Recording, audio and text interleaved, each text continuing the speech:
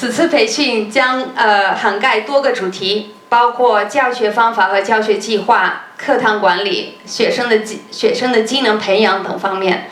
我们邀请到了一批在加泰罗尼亚区中文教学领域具有丰富经验的专家，他们将分享他们的见解、工作成果和创新实践。通过互动和讨论，我们希望能够激发新的思考，扩展教学思路，提升教学质量。感谢各位老师的支持和参与，希望您在培训中获得启发。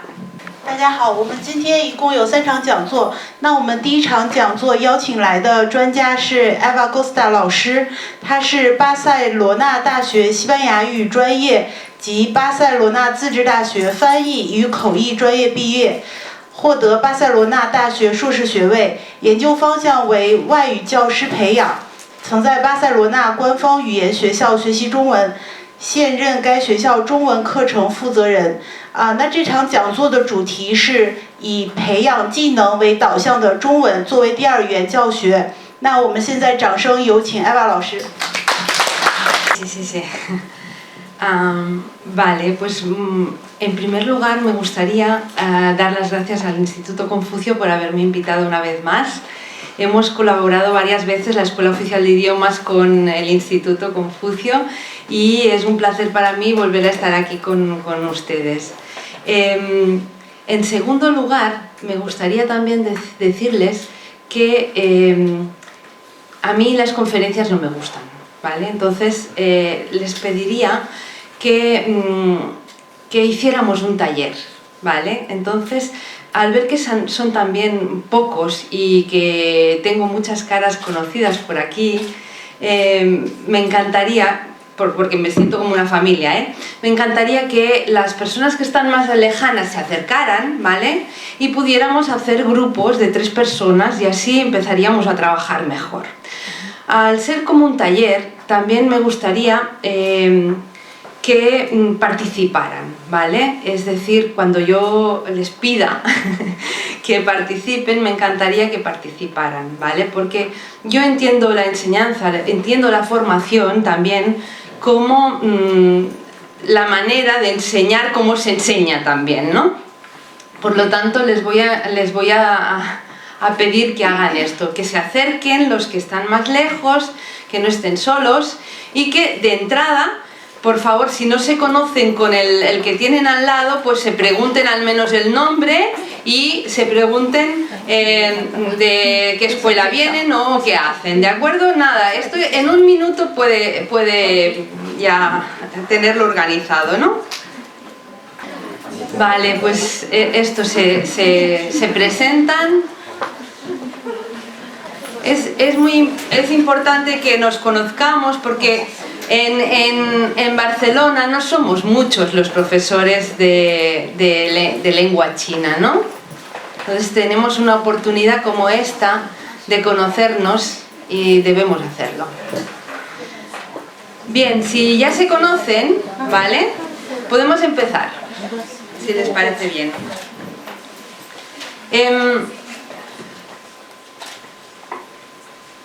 ¿De dónde venimos? Nosotros venimos de un enfoque comunicativo. En realidad, en toda Europa estamos ya hemos casi superado el enfoque comunicativo y estamos yendo hacia un enfoque competencial, de la enseñanza de lenguas extranjeras. El marco común de referencia europeo de lenguas nos han dado la base de este enfoque competencial. Pero realmente, ¿qué es un enfoque competencial, ¿no? Porque realmente cuando nos hacemos estas preguntas, ¿no? ¿Y qué significa esto? Porque el enfoque comunicativo ya lo tenemos un poco más claro, ¿no? Pero ahora nos vienen con un enfoque competencial, ¿no?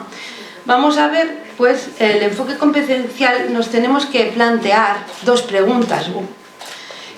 ¿Para qué enseñamos una lengua? ¿Y para qué aprendemos una lengua? Y aquí ya empiezo. A ver, ¿para qué enseñamos una lengua y para qué aprendemos una lengua? Y participemos, por favor, que si no nos vamos a aburrir. Y si yo me aburro, nos vamos a aburrir todos, A ver, ¿por qué aprendemos una lengua y por qué la enseñamos? ¿Para qué? No por qué, ¿para qué? ¿Qué piensan ustedes? Para comunicarse. Para comunicarse, sí señor, para comunicarse. Aprendemos una lengua para comunicarnos, realmente. Pero, ¿qué hace una persona que sabe comunicar? Un buen comunicador, ¿qué hace?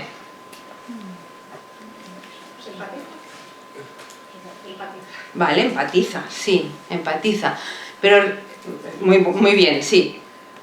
Pero realmente lo que hace un buen comunicador, ¿vale?, es lo siguiente. Aquí les pongo una cita de Martín Peris, donde dice: un comunicador competente hace uso del lenguaje verbal y no verbal de forma eficaz y adecuada a los diferentes contextos comunicativos que se producen en un entorno social o en el entorno social. De aquí nosotros nos vamos a quedar con la palabra competente, ¿sí?, uso eficaz de la lengua, adecuada a diferentes contextos comunicativos. Esto es muy importante porque, por ejemplo, nuestros alumnos no solo deben saber presentarse, por ejemplo, ¿no?, en varios contextos, ¿no?, en varios registros, un contexto social, informal o formal, ¿vale?, sino que también tienen que saber que en China, cuando nos presentamos informalmente, no damos 2 besos, ¿vale? Y esto es importante porque esta parte es la no verbal, ¿no?, la parte no verbal, ¿vale? Entonces, es decir, para ser competente debes conocerlo todo esto. Y ahora les pregunto, ¿cuál es el objetivo en el aula del chino como lengua extranjera?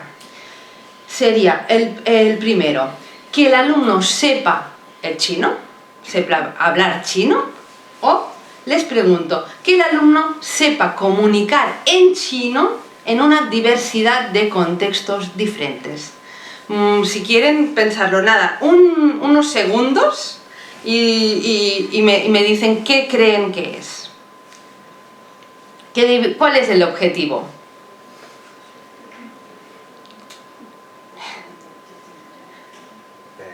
El B. El B, ¿lo tenemos claro el B? Es decir, el A sería, el alumno puede saber cómo utilizar Paziju, por ejemplo, ¿no? ¿Sí? Pero, en cambio, un alumno que sepa comunicar en la lengua que está estudiando, en este caso en el chino, pues sabrá utilizar esta estructura, la sabrá utilizar en contextos diferentes. Por ejemplo, cuando tiene que hacer una mudanza,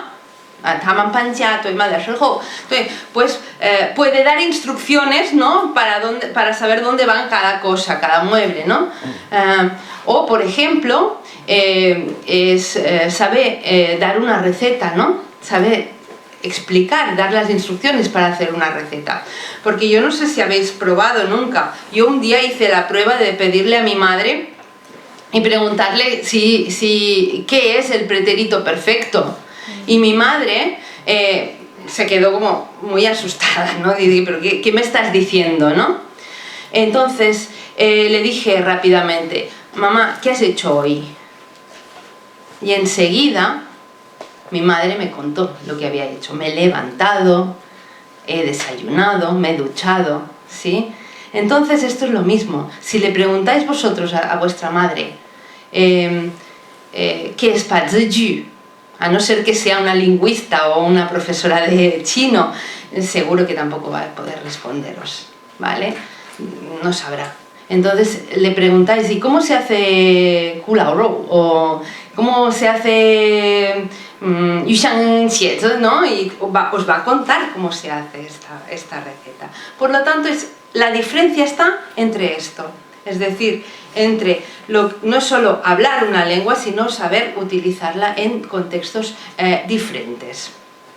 ¿Vale? Por lo tanto, como habéis dicho muy bien, el objetivo es este. Pero, a ver, ¿qué hace un alumno competente? Un alumno competente es, os leo esta definición, hay muchas definiciones de competencia, ¿no?, de concepto de competencia, pero os leo esta. y voy a ir remarcando ya las palabras que son importantes, ¿vale? Para que tengamos ya, vayamos centrando en ellas.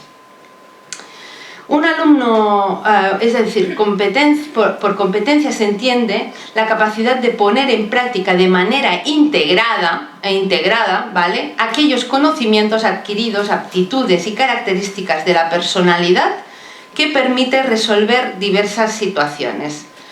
El hecho de ser competente exige más que la simple adquisición de determinados conocimientos y habilidades. Las competencias implican capacidad de utilizar estos conocimientos y habilidades en contextos y situaciones diferentes. Otra vez volvemos a lo mismo.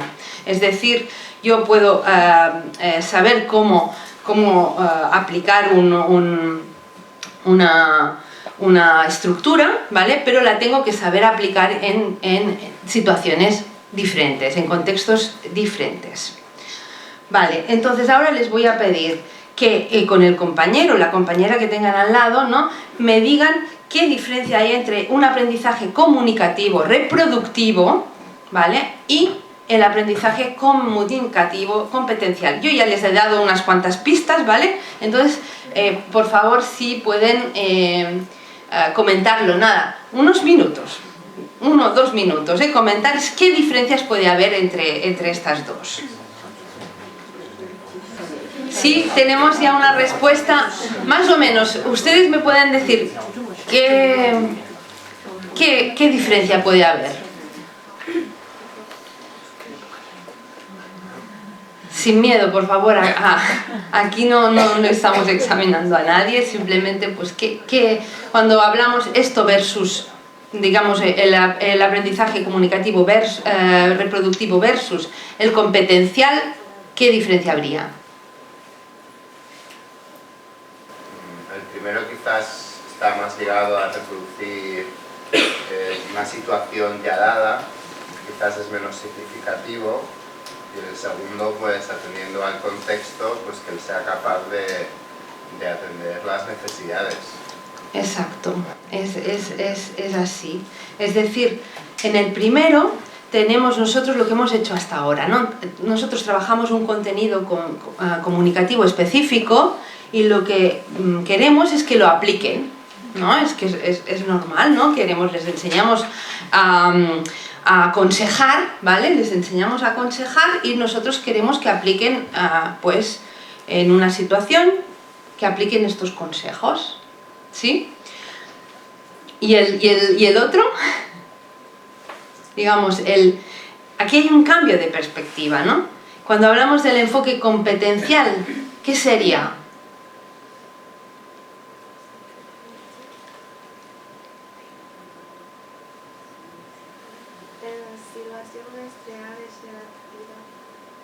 Vale, es decir, sí, es decir que este conocimiento no se aplique solo a una situación, sino a cualquier situación de la vida real. Es decir, aquella persona que nosotros hemos enseñado a decir consejos, ¿vale? Porque hemos enseñado en una situación concreta, como por ejemplo, alguien que quiera ir a estudiar a China y necesita consejos para viajar a China, ¿no? Y nosotros le podemos dar una serie de consejos. Pero al mismo tiempo podemos trasladar esto, las mismas estructuras, aunque el vocabulario puede cambiar naturalmente, pero las mismas estructuras las vamos a encontrar o las podrá utilizar el alumno cuando su mejor amigo tenga un desengaño amoroso y le pueda dar consejos, lo podrá aconsejar, porque las estructuras son las mismas. Y esta extrapolación de contenidos, digamos, ¿no?, de estructura, pues entonces esto es lo que llamamos el enfoque competencial, ¿no?, este cambio, ¿no? Nosotros, por eso, en el aula también tenemos que trabajar sobre textos modelo, ¿vale?, con muchas diferentes situaciones comunicativas, ¿vale?, para ir dándoles la visión de que esto se puede aplicar luego a situaciones nuevas, ¿vale?, de la vida real o no, pero sí. esto es decir, es la diferencia entre lo que llamamos instruir, ¿vale? Instruir, que es simplemente aplicar contenidos, de lo que es capacitar, ¿vale? Que es dotar a nuestros alumnos de las herramientas para que cuando apliquen estos contenidos, ¿vale? Pues sean solventes, sean competentes. ¿De acuerdo? Bien, pues todo esto tiene una finalidad. La finalidad es que nuestros alumnos sean autónomos. Porque estamos diciendo, no, si instruimos, les estamos enseñando lengua, pero no les estamos haciendo competentes, ¿vale? Para hacerle al alumno autónomo o autorregulado, ¿no? Esta es la finalidad de este enfoque comunicativo competencial. Pero realmente, ¿qué hace un alumno autónomo? Y ahora les dejo también unos 3 minutos para que comenten con el compañero. Y fíjense bien, la pregunta es ¿qué hace? No qué es, ¿qué hace? ¿Vale? A ver, comentemos a ver qué hace un alumno autónomo. Si ustedes tienen alumnos autónomos o ustedes han sido alumnos autónomos a lo mejor. Bien, según ustedes, ¿qué hace un alumno para ser considerado autónomo? ¿Qué tiene que hacer? ¿Qué hace? No digo, perdón. ¿Quién? Un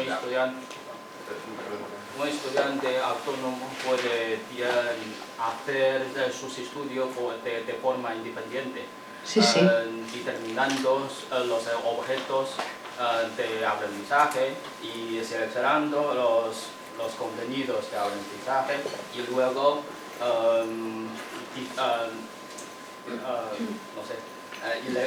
seleccionar las estrategias de aprendizaje que le guste.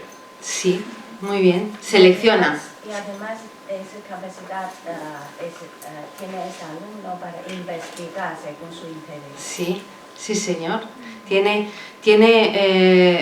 Es decir, selecciona, es decir, busca recursos fuera del aula. ¿Qué más? Y último, Sí. él mismo puede crear los contenidos para su aprendizaje. Sí. Él puede crear luego los contenidos para su aprendizaje. Sí. ¿Qué más? ¿Qué más hace un alumno autónomo? Seguro que han salido más cosas. Busca recursos, ¿no? Sea un intercambio, sean aplicaciones de móvil, lo que sea. Busca recursos, ¿no? Para seguir avanzando, ¿no? Sí. ¿Alguien quiere añadir algo más? Se atreve a cuestionar, hacer preguntas y tiene su propio, conocimiento sobre los recursos. Vale. También sabe pedir ayuda, ¿no? Cuando la necesita. Un alumno que es autónomo sabe pedir ayuda cuando la necesita, ¿no?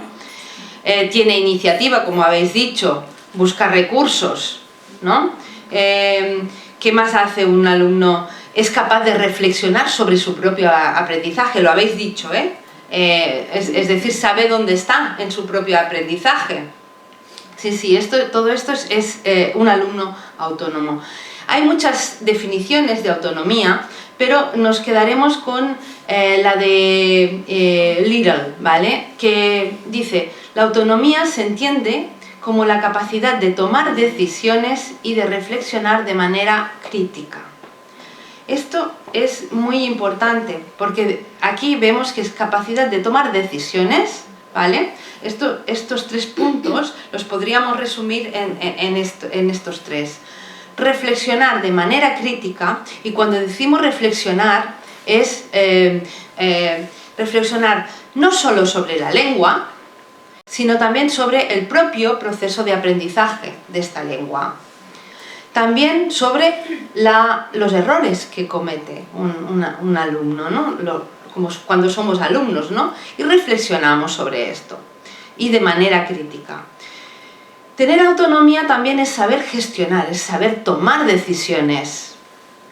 Esto es muy importante. Y también asumir responsabilidad, no decir solo, es que no me enseñan bien, es que... No, yo también tomo mi responsabilidad, asumo mi responsabilidad en el propio aprendizaje. Todo esto nos lleva a hacer que el alumno sea competente. Fijaos, ¿no? Un alumno autónomo es un alumno competente, ¿sí? Pero en el marco común de referencia no se suele hablar de autonomía, se suele hablar de autorregulación. Autorregulación, este es un concepto que lo habréis escuchado, ¿vale? Y que es lo mismo, cuando hablamos de un alumno autónomo, es un alumno autorregulado. Pero, señores, la autorregulación y la autonomía no es innata. Se debe enseñar. Es decir, debe haber alguien que nos enseñe esto. Porque no nacemos con este aprendizaje. ¿Ustedes conocen a Feuerstein? ¿Alguien conoce Feuerstein? Feuerstein es un psicólogo rumano que vivió el Holocausto. Estuvo en un campo de concentración, escapó, se fue a Suiza, después se fue a París, conoció a Piaget, y luego cuando se creó el Estado de Israel, entonces allí fundó una escuela. ¿Una escuela para quién? Una escuela para niños que habían sufrido el Holocausto. Niños sin padres, y creó esta escuela él. Estos niños, ¿no? Se les hizo primero un test de inteligencia y el resultado fue que todos eran borderline, eran deficientes mentales. Feuerstein veía cómo dibujaban y estaba observándolos, veía que no podían ser todos deficientes mentales. Tenían capacidad de aprendizaje, pero ¿qué les había pasado a estos niños? Estos niños no habían tenido ningún mediador, no habían tenido ningún adulto mediador en los campos de concentración. Entonces, lo que yo les quiero decir es que él es el padre de la teoría de la experiencia del aprendizaje mediado, que todavía hoy se utiliza tanto en psicología como en las escuelas de toda Europa, ya les digo. Entonces, y también está en la base del marco común de referencia europeo. Esto nos sirve porque, es decir, lo que hemos dicho antes, si la autonomía no es innata, necesitamos mediar, necesitamos un mediador. ¿Qué diferencia hay entre estas dos fotografías?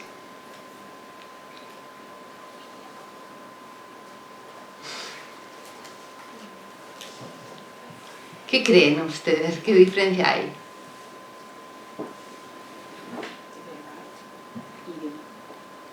La lengua, sí, la lengua sí, naturalmente la lengua, sí. Pero aparte de la lengua,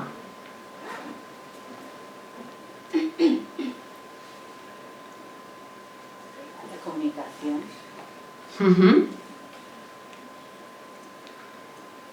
Pero los dos comunican, ¿eh? Los animales también se comunican de diferente manera, la lengua sí, pero sí, los animales. ¿Qué diferencia podría haber entre uno y el otro?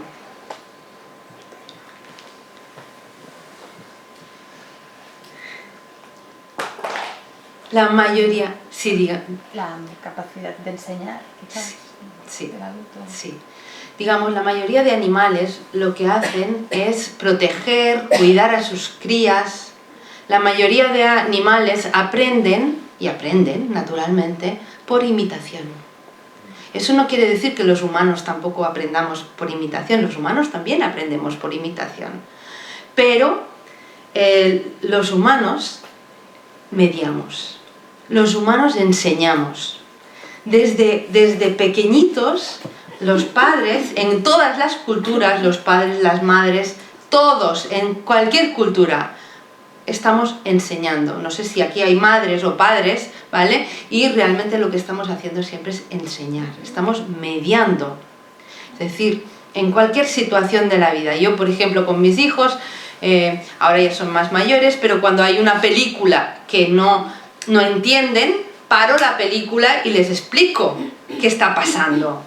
Porque necesito mediar, ¿vale?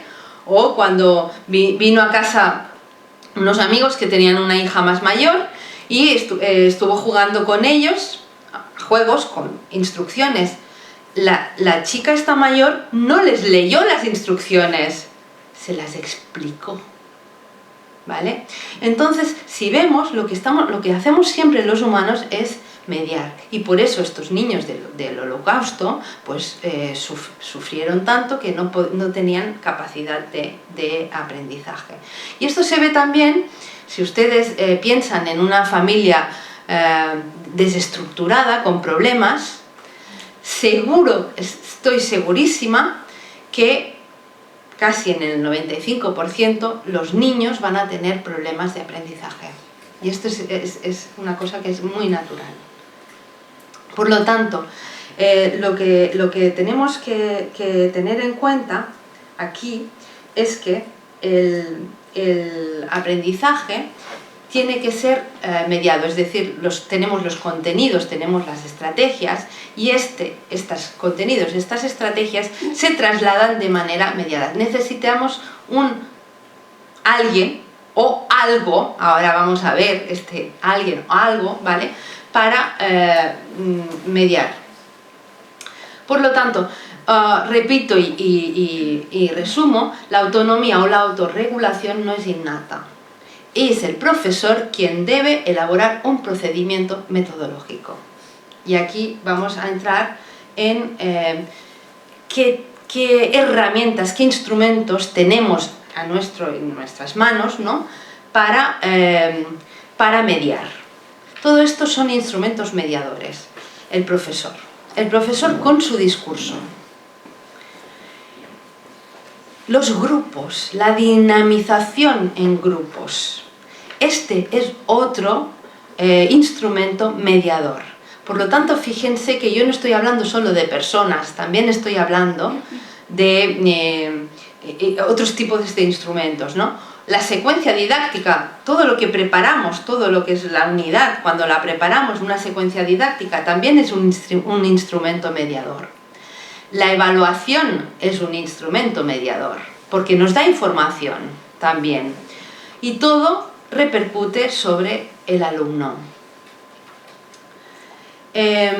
Aquí vemos pues entonces que los instrumentos mediadores, ya les he dicho, no solo es uno, y ahora vamos a trabajar con cada uno de ellos. Pero igualmente el aprendizaje de contenidos y de estrategias solo se puede dar cuando el ambiente es apropiado. Esto es así. En la EOI, en la Escuela Oficial de Idiomas de Barcelona Drassanes, unas compañeras, Ángela Carretero, Joana Álvarez y yo, hicimos un estudio en el cual preguntamos a 1.181 personas, estudiantes la mayoría, pero también docentes y gente del PAS, conserjes, etcétera, les preguntamos qué hace un buen profesor de la Escuela Oficial de Idiomas. Y ahora yo les digo, ¿sabéis cuál fue la respuesta? ¿Qué creéis que salió? Los que lo sepáis, que ya algunos de vosotros lo sabéis, ¿qué creéis que salió cuando hablamos de un buen profesor? Allí fue de la Escuela Oficial de Idiomas, pero podría ser de cualquier otro centro. ¿Qué es un buen profesor? ¿Qué hace un buen profesor? Un buen guía. Un buen guía, ¿sí? ¿Qué más?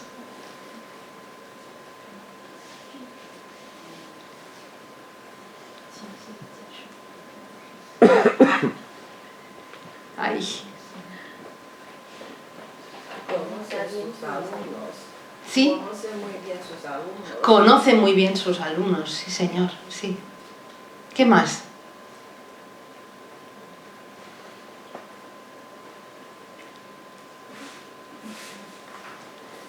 Sí. Cohesiona. Cohesiona el grupo, sí señor.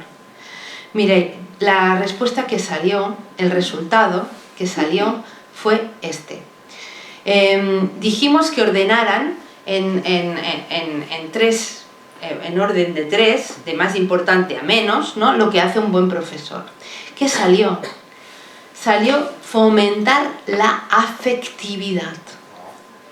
¿A qué nos sorprendió muchísimo? La verdad, que la primera en todas es la lila, ¿sabéis? La lila, la morada. La primera en todas es fomentar la afectividad. La segunda fue, creo que fue centrarse en el alumno, conocer muy bien sus alumnos. La tercera, motivar al alumno. Y después ya planificar, conocer mucho la lengua, etcétera. Esto fue para nosotros un hallazgo, digamos, ¿no? Es decir, lo que les estoy diciendo es la importancia que tiene el ambiente para el aprendizaje. El ambiente de una clase, la cohesión. Ahora sabemos que cuando el ambiente es positivo, el grupo está bien cohesionado, entonces, digamos, hay afectividad, conocemos a nuestros alumnos, el aprendizaje es mucho más rápido, es mucho más fácil y el rendimiento es mucho mayor. Por lo tanto, podríamos llegar a decir que a más afectividad hay más efectividad, ¿vale? En español podemos jugar con estas dos palabras. Cuando tenemos creado un buen ambiente de clase, lo creamos sobre todo para ya empezar, ¿no? a poder enseñar, ¿no? Es decir, aquí os paso una cita de Jane Arnold. Jane Arnold es una estudiosa de la motivación, tiene libros muy importantes sobre la motivación, si os interesa, ¿vale? Y dice que la atención a la afectividad puede contribuir a transformar un grupo de individuos poco cooperativos y desinteresados en una verdadera comunidad de aprendizaje. Esto es muy importante, comunidad de aprendizaje. Y me quedo aquí porque, es decir, cuando yo tengo ya el grupo cohesionado, la tierra bien abonada, ¿sí? Yo ya puedo empezar a plantar. Y empiezo a plantar ya contenidos, estructura, pero no debemos abandonar este abono. Tenemos que seguir abonando la tierra, ¿no? Tenemos que seguir cohesionando el grupo. No se logra en 10 sesiones, se logra durante todo el curso, ¿no? También diseñando todo de tareas y actividades que sean competenciales, ¿vale? Y que tengan en cuenta la afectividad.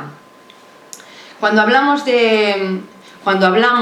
de comunidad de aprendizaje, una comunidad lo que hace es relacionarse, interrelacionarse, conversar, ¿no? Interaccionar. Y aquí vemos que Leo Van Lier dice: aprender lenguas es un proceso que implica conversar. Y aquí ya entramos, pues, en la interacción. ¿Dónde se dan las interacciones? ¿Dónde se dan las interacciones? Se dan en el aula. Y el aula es un contexto social por sí mismo. El aula tenemos que aprovecharla porque allí se dan la mayoría de interacciones y es donde el alumno puede aprender estrategias de aprendizaje. Y ahora vamos a ver. Les voy a hacer un ejercicio, un pequeño ejercicio. Les voy a enseñar ahora unos tipos de interacción y voy a pedir ayuda a, por ejemplo, Xiao Laoshi, vale, pues, y su compañera o alguien otro que pueda hacer leer las siguientes interacciones que se dan en un aula, ¿vale? Mi pregunta es: ¿qué características tiene cada tipo de interacción? ¿Qué implicaciones tiene cada una de ellas? ¿vale? Sobre todo luego también qué procedimientos discursivos concretos consiguen que el alumno sea más autónomo. Vamos a ver, la primera. ¿La ven? ¿Se ve, no? Sí. Vale, a ver si pueden leerla, por favor. ¿Pero a qué? Sí, bueno. Hay dos personas, porque las risas es igual. Hay el alumno 1 y el profesor. A ver, leemos un momento y así veremos.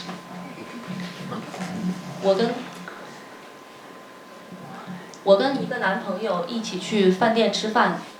啊，你有几个男朋友？我有一个。只有一个男朋友吗？对。那你为什么说一个？说一个好像你有很多男朋友，你跟其中一个一起去饭店吃饭。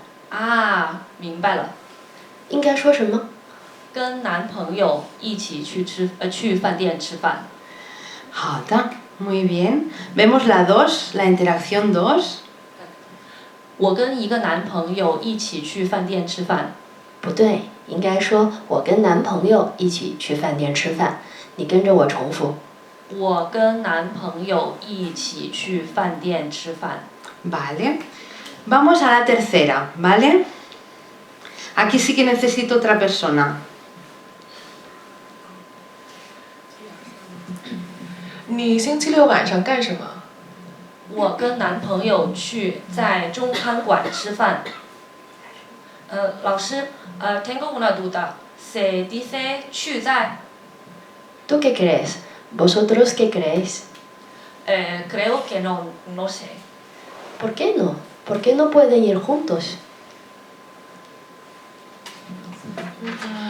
去 es ir y 在 no estar. Bueno, sí, pero ir 去在no. ¿Qué dijimos el otro día en clase de 去 y 在？ Que 去 era movimiento y 在 era estático, que no pueden ir juntos. Yo diría 我跟男朋友去中餐馆吃饭。Vale. Sí, sí. Entonces, hemos visto 3 tipos de interacción, ¿vale? 3 tipos... A mí ahora me gustaría mucho que comentaran qué implicaciones tiene cada uno de ellos. Por favor, comenten con el compañero y lo recogemos. Se las voy poniendo otra vez, ¿eh? Para que... Vuelvo. ¿Sí? Ven que las 3 interacciones son distintas, ¿sí? ¿Qué implicaciones tiene cada una de ellas? No teman hablar, porque realmente enriquecemos con los comentarios. Bueno, creo que en la primera ocasión la mediadora es la profesora y bueno, la segunda no creo que haya mucha mediación. Y la tercera, la profesora motivar a otros alumnos para ser mediador, o sea, ayudar a ese alumno que tiene problema. Entonces, creo que la primera y la tercera es muy bien. Vale, más comentarios. Yo creo que el problema con la segunda es que quizá yo en alguna ocasión, aunque no esté ahora que lo veo, sé que quizás puede tener ciertas, bueno, que quizás si siempre exigimos a nuestros alumnos que se arriesguen, que puedan cometer errores, que se puedan equivocar para que eso contribuya a nuestro aprendizaje, si les decimos, quizás eso que les estamos pidiendo de que sean participativos, de que no tengan miedo a arriesgarse, pues precisamente lo que vamos a conseguir es lo contrario. La última me parece interesante, que pueda haber una reflexión, que todos puedan contribuir y que eso pues nos ayude a avanzar. Creo que aquí también quería... Sí, iba a decir que cuando hay una corrección como el tipo 2, sí, vamos al 2. Es muy fácil que el alumno vuelva a cometer el mismo error porque no entiende por qué ha hecho este error. En cambio, en la primera hay un poco de explicación de, mira, si dices que solo es, o sea, especificas uno, digamos, es probable que signifique que tienes más de uno. Luego aquí el alumno empieza ya a entender este error, pero la manera que haya un aprendizaje más significativo es sin duda la tercera, en la cual el profesor invita también a los alumnos a pensar el porqué, de por qué se han equivocado, por qué puede haber un error. ¿Alguien más quiere participar? Realmente se ha dicho todo. Es decir, en la primera, si os fijáis, hay tanto instrucción como capacitación. Sí, ¿por qué? Porque a través del discurso del profesor, nosotros lo que estamos haciendo es dar estrategias a nuestros alumnos, les enseñamos, es lo que el Marco se llena la boca de esto, ¿no? Tenemos que enseñar estrategias, pero ¿cómo? ¿Cómo enseñamos estrategias de aprendizaje? Esto es lo difícil. La teoría está muy bien, Li Luen Chang, pero la práctica, ¿dónde? ¿No? ¿Dónde lo hacemos? ¿No? Aquí se ve. El profesor al final cuando explica, realmente explica, aquí hay una instrucción, ¿sí? Explica y dice, es que si lo dices así parece que sea esto, ¿no? Y en cambio si no, pues es lo otro, ¿vale? En la segunda se da una instrucción clarísima, es decir, yo instruyo. Cuando digo instrucción es instruir, de la palabra instruir, del verbo.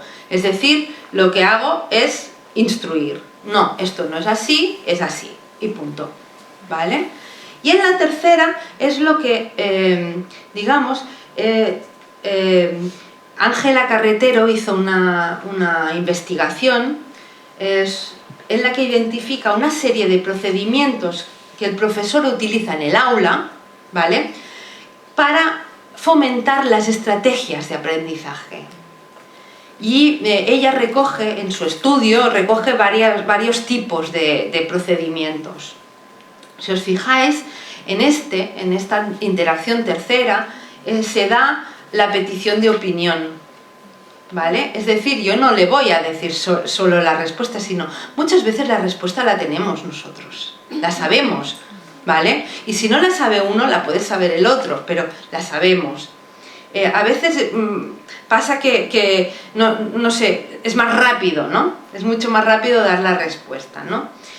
Aquí nos pide una petición de razonamiento, es decir, aquí es otro tipo de procedimiento, ¿no? ¿Por qué no? ¿Por qué no pueden ir juntos? A ver, explícame. Aquí apelamos a la memoria, a algo que ya pasó, ¿no? Ya la profesora explicó y ahora vamos a recordarlo. Y entonces se hace una pregunta concreta sobre cualquier aspecto. Y al final ya hay una aprobación. Hay una aprobación, que esto es importante también. Pues sí, lo que habéis dicho es correcto. Naturalmente el profesor está. Y es verdad, como ha dicho este chico, este profesor, ¿no? Es verdad que muchas veces nosotros nos conviene instruir, ¿no? Porque vamos más rápido, ¿no? Es mucho más rápido la 2 para nosotros muchas veces, y a veces podemos hacerlo. No estamos diciendo esto está mal. Ojo, esto está bien también, ¿no? Si queremos centrarnos en la pronunciación, si queremos centrarnos, pues tenemos que... ¿vale? Pero si queremos capacitar y queremos enseñar estrategias de aprendizaje, tenemos que utilizar este tipo de procedimientos. Vamos a una cuarta interacción. A ver, en esta, si os fijáis, no hay ningún profesor.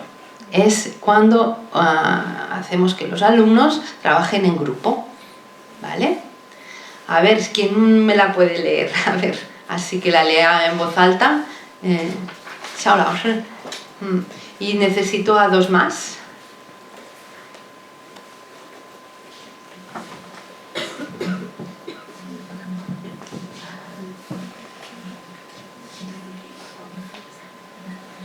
你星期六晚上干什么？我跟男朋友去在中餐馆吃饭。Se dice 去在。creo que no, no sé. 去 es ir y 在 estar. Pero también se es preposición en. 我在公司工作 trabajo en la empresa. Bueno, sí, pero ir 去在 ir no. El otro día la profesora dijo que 去 era movimiento y 在 era estático, que no pueden ir juntos. Yo diría 我跟男朋友去中餐馆吃饭. Vale. ¿Qué pasa aquí? Comentadlo un momento también con el compañero. ¿Qué pasa?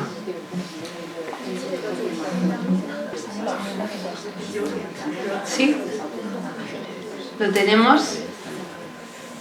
¿Qué podemos comentar de este cuarto tipo de interacción que se da en el aula cuando trabajamos en grupo?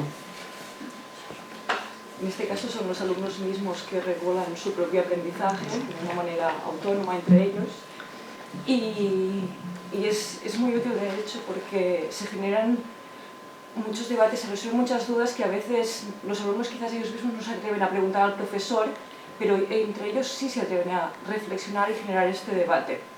Y luego a mí me gusta mucho trabajar de esta manera porque surgen dudas muy interesantes y veo que entre ellos también están mucho más motivados para participar y escucharse unos a los otros.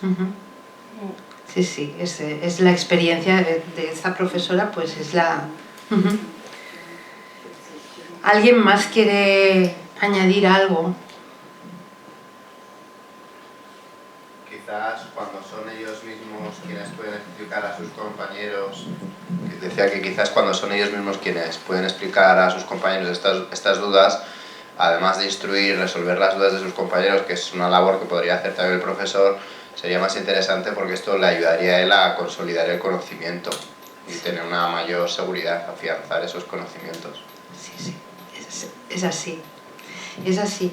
Es lo que en metodología llamamos el scaffolding, ¿vale? 教手架, 教手架 es como una scaffolding, una bastida en catalán. Sí.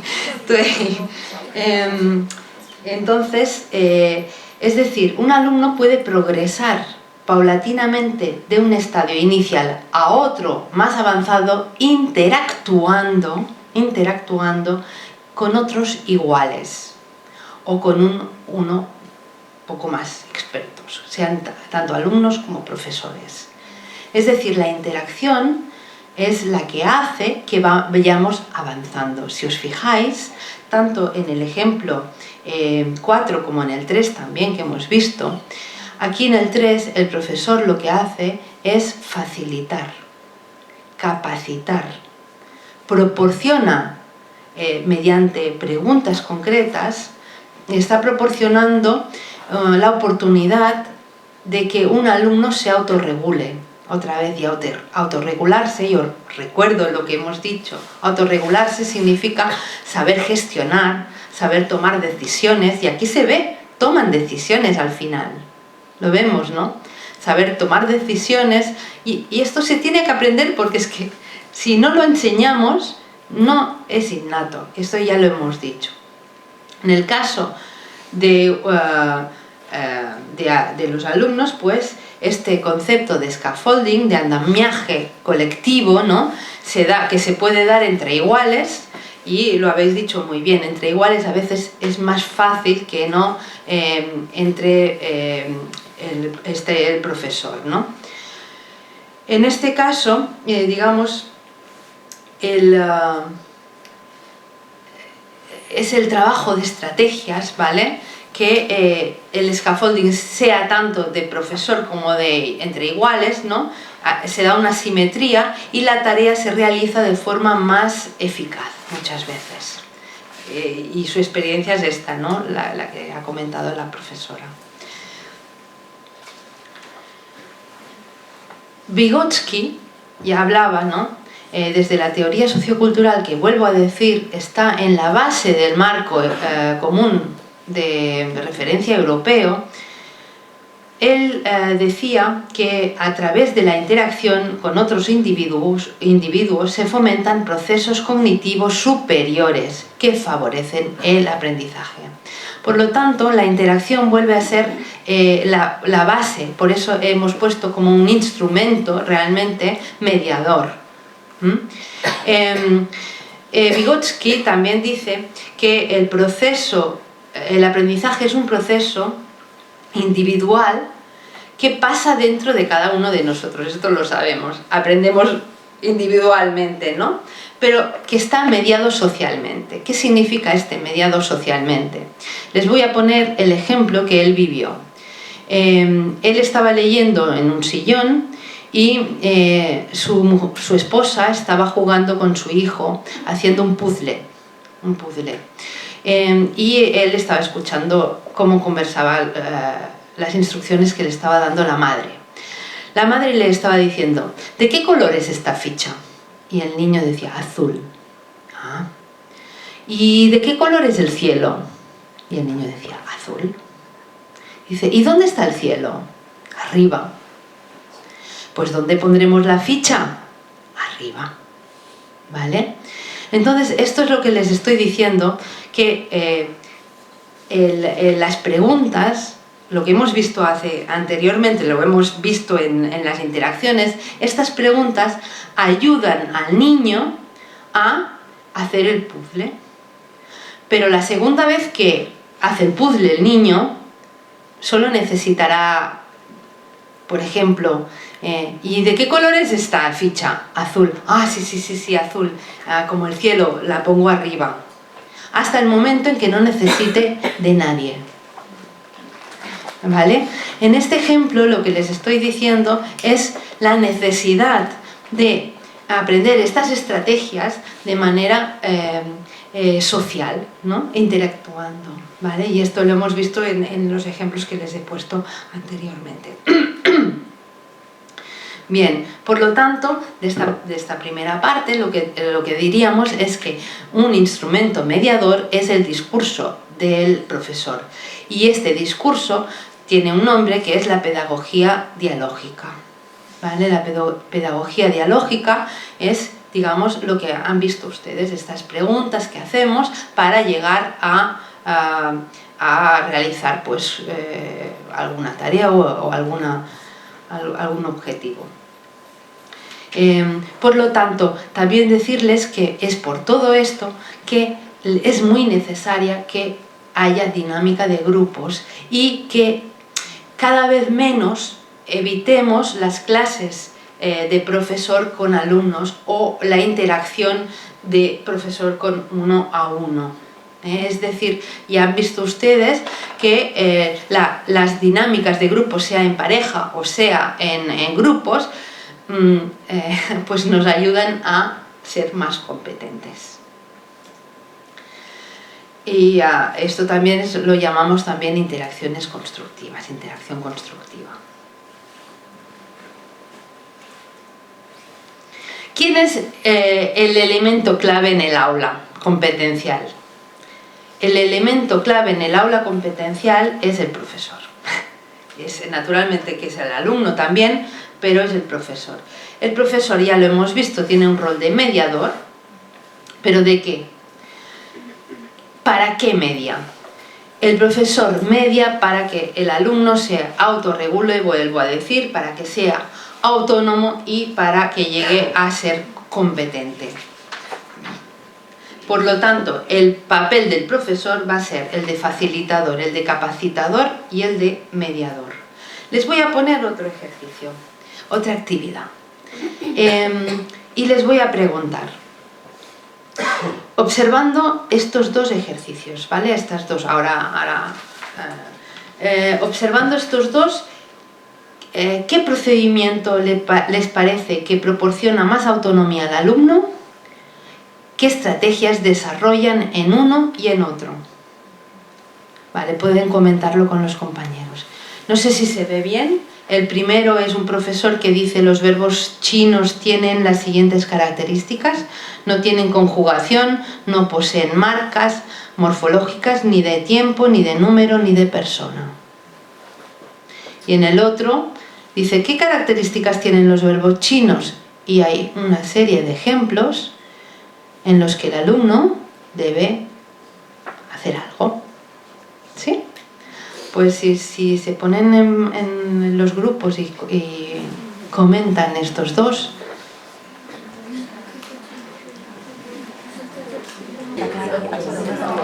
Las dos son actividades, las dos se producen en un aula, ¿eh? Las dos se pueden producir en un aula. Sí, comenten.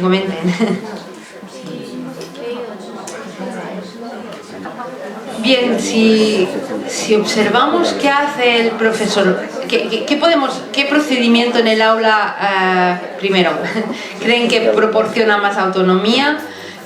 ¿Por qué? Claro, y qué estrategias desarrollan luego iremos a las estrategias, ¿vale?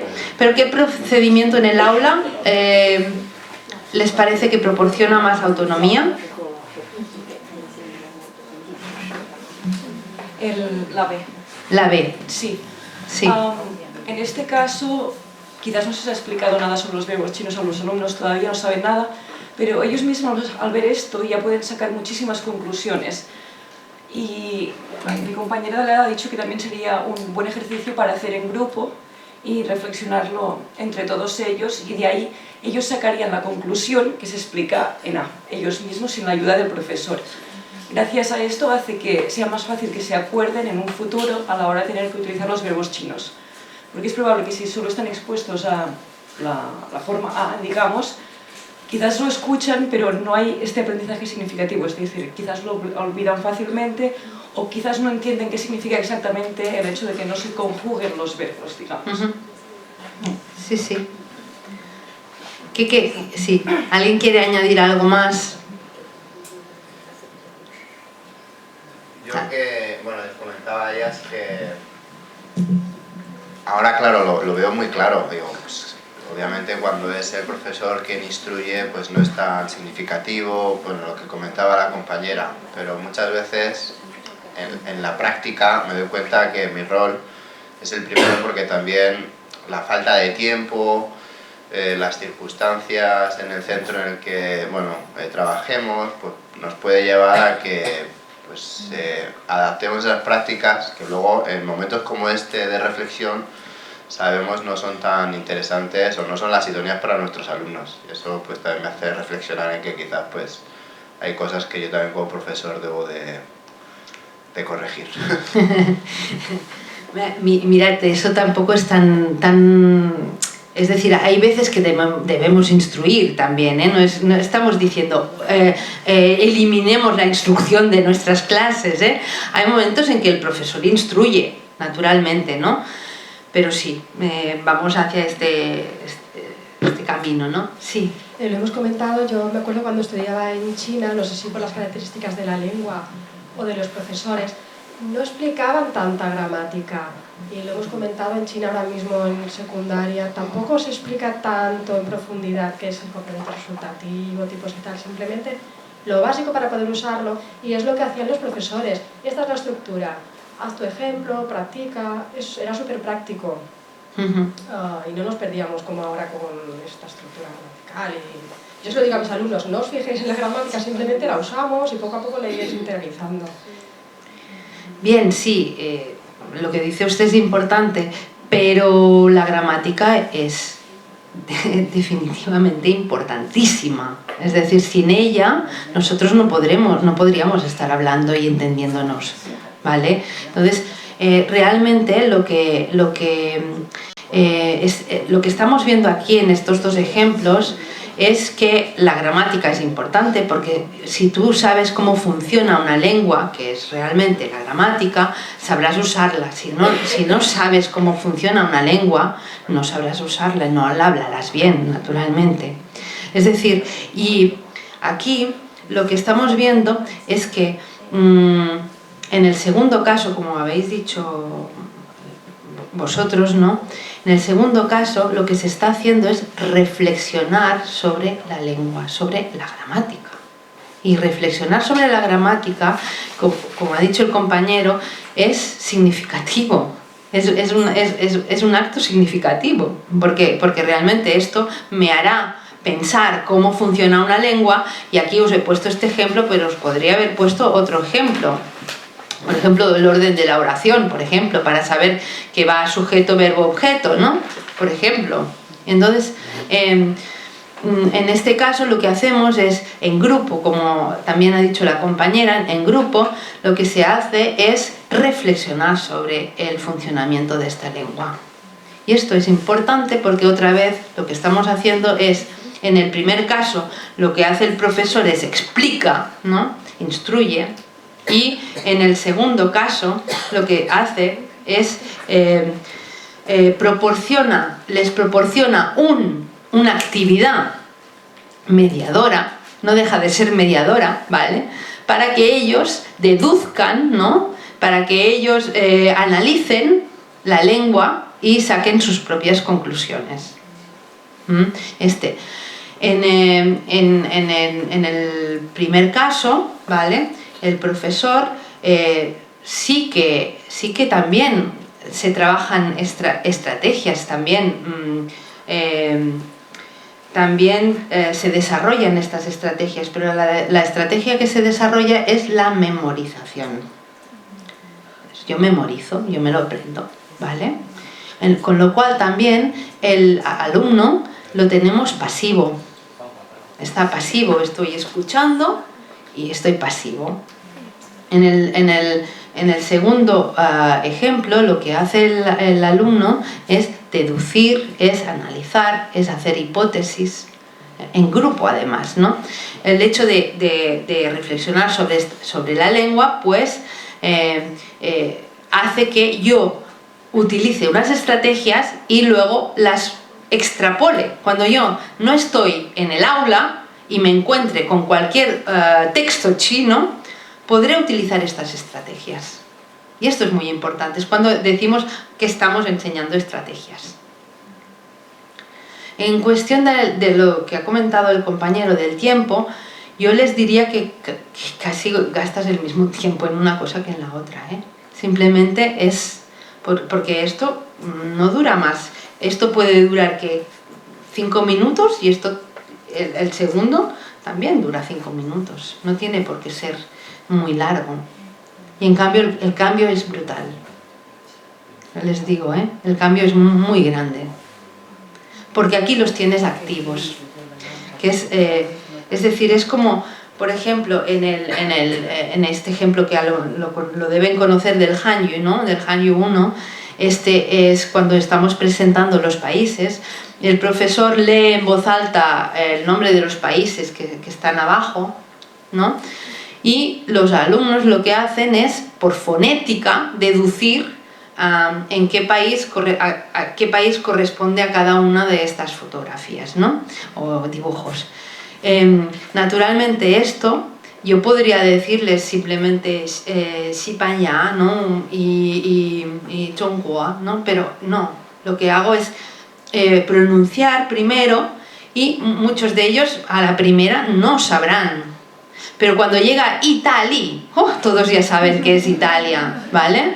Entonces, esta ilusión que les hace de no saber nada de chino, pero en cambio reconocer una fonética, pues esto ya es ponerlos en camino de fomentar estrategias. Y después cuando ven que Italy ya la saben, entonces ya van buscando, a la segunda lectura que les hago, ya van buscando a ver si reconocen otras palabras. Y las reconocen. Esto es así. Con lo cual, este tipo de ejercicio lo que vuelve a hacer es deducir, hacer hipótesis y analizar. Analizamos la lengua. En este caso sería fonéticamente, ¿no? Pero después les puedes explicar cómo funciona la formación de palabras extranjeras en chino, por ejemplo, ¿no? Lo que les digo es que todo esto nos ayuda a aprender a aprender. Estamos aprendiendo a aprender. Otra vez estamos con las estrategias, ¿vale?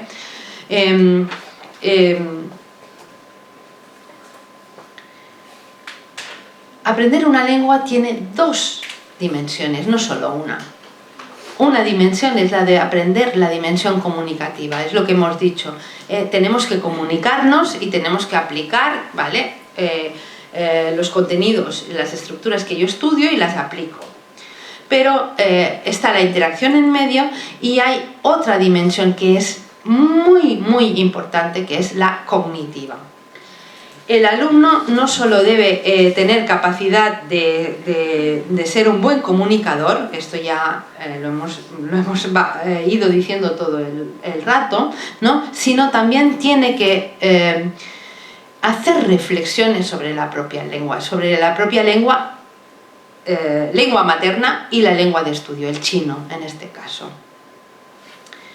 Cuando vemos el ejemplo del 1, vemos que el alumno, hemos dicho, está pasivo. En cambio, en el ejemplo 2, el alumno está, cuando decimos el alumno en el ejemplo 1 está pasivo, ¿y qué quiere decir estar pasivo? Quiere decir que yo puedo estar pensando en la lista de la compra, o puedo estar pensando en qué voy a hacer para cenar esta noche, ¿sí? En cambio, en el B es imposible. En el B es imposible. En el B lo tenemos atrapado. Tiene que actuar, tiene que hacer. Y eso es lo que llamamos estar cognitivamente activo. Aquí vemos que Wolf y Legenhausen dice: se debe fomentar metodologías que incorporen reflexiones sobre la lengua y sobre el proceso de aprendizaje en las actividades comunicativas. Y esto es lo que hace, otra vez, a que los alumnos sean mucho más competentes. Cuando decimos que el desarrollo de una capacidad reflexiva fomenta la autonomía de aprendizaje, es por lo que hemos dicho antes también, porque es una reflexión sobre el sistema formal de la lengua, sobre la gramática, es así, la gramática, sobre el propio aprendizaje y también sobre los errores. Y esto es importantísimo, porque esta reflexión nos ayudará a ser competentes y a ir avanzando. Por tanto, resumo la segunda parte. Si se fijan, estamos en la rueda esta de instrumentos de mediadores, y es el papel del profesor y del alumno. El papel del profesor será el de capacitador, el de facilitador y mediador. Deberá crear oportunidades de reflexión de la lengua y fomentar las estrategias de aprendizaje para una finalidad que sea el alumno más competente y más autónomo. Y el del alumno será el aprender a autorregularse. Estos serían los dos roles más importantes. Vayamos pues a otra dimensión, ¿no?, de estos instrumentos. ¿Cómo enseñamos en el aula? ¿Trabajamos de forma competencial en el aula? ¿Qué evidencias tenemos para justificar vuestra respuesta? ¿Y qué hacemos o qué deberíamos hacer para trabajar competencialmente? Y ahora les dejo unos minutos para que reflexionen estas tres preguntas, ¿vale? Si ustedes lo hacen y cómo lo hacen, ¿vale? Es un poco para recoger un poco lo que estamos haciendo, ¿no? ¿Ustedes trabajan competencialmente en el aula? ¿Sí? Sí, bien, me alegro muchísimo. ¿Y cómo lo hacen? Bueno, trabaja en grupo seguro. Vale.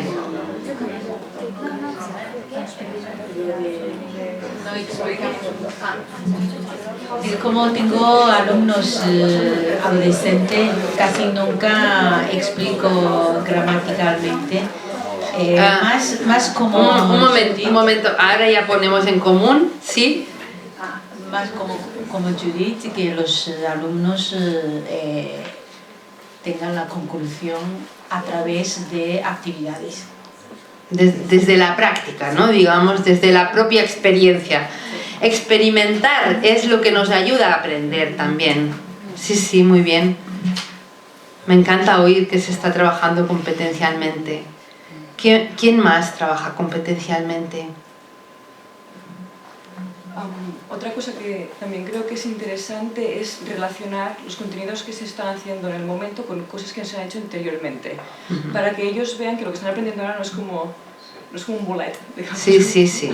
Sino que es como, vale, y ahora hemos aprendido a decir este verbo, ¿cómo lo podríamos relacionar también con esos contenidos que hemos estudiado anteriormente? ¿Cómo lo podemos ir juntando todo, ir construyendo, que no sean como unidades separadas, sino que todo vaya siendo como una construcción?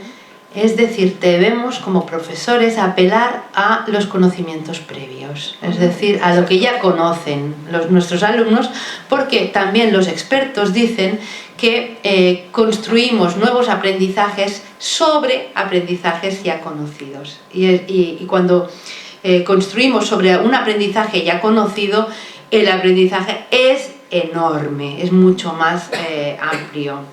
Sí. ¿Otras maneras de trabajar que sean competenciales? No lo sé si es competencial, me gustaría creo que quizás sí. A mí lo que me gusta es primero tratar a la hora de diseñar los materiales, he tenido muy en cuenta esto que comentaba la compañera, para que no piensen que son bloques aislados y una vez finalizada una unidad, esos conocimientos los podemos olvidar y comenzar de nuevo, poner la cuenta cero, que vean que están ligados y que es importante que si ese trabajo no lo han hecho previamente, por cualquier motivo, pues sobre todo en secundaria, que a veces la implicación es menor, dependiendo del perfil del estudiante. Pues que, aunque ya hayamos evaluado sus contenidos, pues que es importante que ese trabajo de repaso se pueda llevar a cabo, porque independientemente de las notas, que al menos en secundaria es lo que muchas veces les preocupa, que lo importante son los conocimientos y el aprendizaje, eso es lo que hemos de priorizar. Les trato de dar situaciones, un contexto y hacer actividades de roleplay, de dramatizaciones, y entonces con los recursos que ellos tengan, que normalmente varían muchísimo en función de la implicación, pues que ellos puedan salir de ese problema que les hemos dado. Ya sea, si hemos estudiado una Cowen Loop, pues este es el contexto, este es el mapa, y ahora pues tú tienes este rol, tú tienes este otro. Vamos a ver cómo podríamos en esta situación dada, pues comunicarnos. Vale, muy bien. No sé si es competencia. A ver, si se espera un ratito, vamos a ver si esta sería totalmente competencial o no. ¿Vale? Sí, nada, lo vamos a retomar ahora mismo. A ver, lo que se ha dicho es importante. Sí que solemos trabajar lo que dice usted de ir a los conocimientos anteriores y unirlos a los posteriores o a los que se están enseñando. Esto sí que es una metodología competencial, sí. Entraría dentro de esto. Mire, ¿alguien habla aquí suajili? No, bueno. Bien, les voy a hacer un experimento, ¿vale? Les voy a poner un vídeo, ¿vale? Y ustedes me dirán lo que han entendido, ¿de acuerdo? Les pongo un vídeo. Jambo, jambo, jina lako ni nani? Jina langu ni Juma. Unatoka wapi? Ninatoka Australia. Unakaa wapi? Ninakaa Melbourne. Unaishi wapi? Ninaishi James Road. Asante, asante. Kwaheri, tutaonana. Kwaheri. Bien. A ver, ¿qué habéis entendido y de qué están hablando? ¿Vale? Comentadlo unos segundos con vuestros compañeros. ¿Habéis entendido algo? ¿Habéis entendido algo?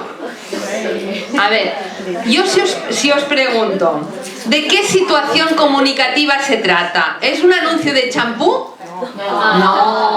No es un anuncio de champú, ¿verdad que no? Vale, ¿de qué situación comunicativa se trata? Una presentación. Nadie habla suajili aquí, ¿verdad? Nadie. Pero en cambio sabemos que se trata de una presentación. Vale, yo ahora os pregunto. Ahora tenemos el marco. Tenemos el marco, sabemos que es una situación comunicativa, presentación, y ahora os digo, apelo a vuestro conocimiento, porque de Swahili no conocéis nada, ¿verdad? Apelo a vuestro conocimiento del mundo. ¿Qué tiene que tener, qué tiene que salir en una presentación? ¿Qué saldrá? Hola. Saludos.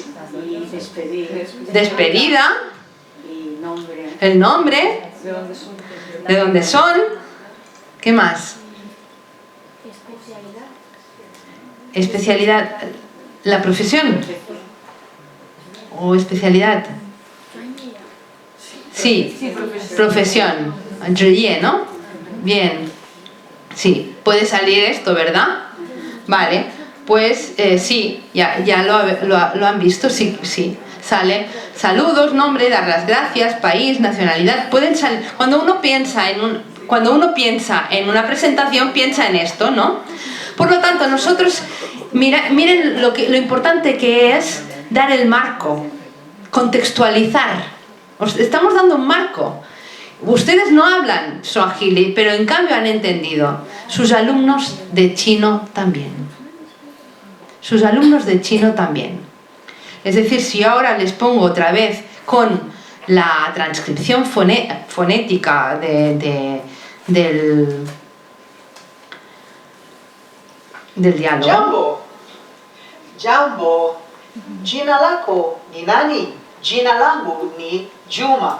Unatoka wapi? Ninatoka Australia. Unakaa wapi? Ninakaa Melbourne. Unaishi wapi? Ninaishi James Road. Asante, asante. Kwaheri, tutaonana. Kwaheri. Bien, ahora les pido que ustedes marquen con una cruz o con un tic aquellas cosas que han entendido o que se han dicho en el diálogo. El saludo, ¿sí? El nombre. Se dan las gracias también. Asante. País, ¿sí? Nacionalidad no la dice. Ciudad, sí. La calle en la que vive, sí. Bueno, ¿lo ven ustedes? ¿No? ¿Ven el cambio que hay entre enseñar de una manera o enseñar de otra? Es decir, en este momento ustedes han estado activos todo el rato. No se me han dormido, no se han ido a pensar qué van a hacer de comida hoy, ¿no? Entonces, es lo que les digo. ¿La lengua la conocían? No la conocían. Pero en cambio, el marco, el conocimiento del mundo, les está dando ya el contenido, lo que vamos a encontrar. Me dirán, sí, pero esto en niños no puede ser. En niños y adolescentes sí puede ser también. Porque si yo le digo a un niño, a una niña o a un niño, ¿cómo es tu madre? ¿Sí? ¿Cómo es tu madre, tu hermana, tu hermano? Va y le dices, ¿qué vas a necesitar para explicarme esto? Y el niño me va a decir, pues voy a necesitar decir si es alto, si es bajo, si es guapo, si es feo, ¿no? Bueno, feo no lo dirán, ¿no? La madre siempre es muy guapa. Todo adjetivos, ¿no? Él no dirá adjetivos, naturalmente, pero nos dirá lo que necesita. Y nos dirá colores, y nos dirá, pues, partes del rostro. Y naturalmente, pues, esto también. Porque aunque uno no tenga conocimiento de la lengua, esté en una 1, sí que tenemos conocimiento del mundo. Y esto es muy importante porque el contexto, el marco, nos lo da el contexto, pero también nos lo da el género. También nos lo da el género, ¿no? En este caso es un diálogo y enseguida habéis visto que es una presentación. Cuando ya nos iluminamos, si es una presentación ya sabemos lo que habrá.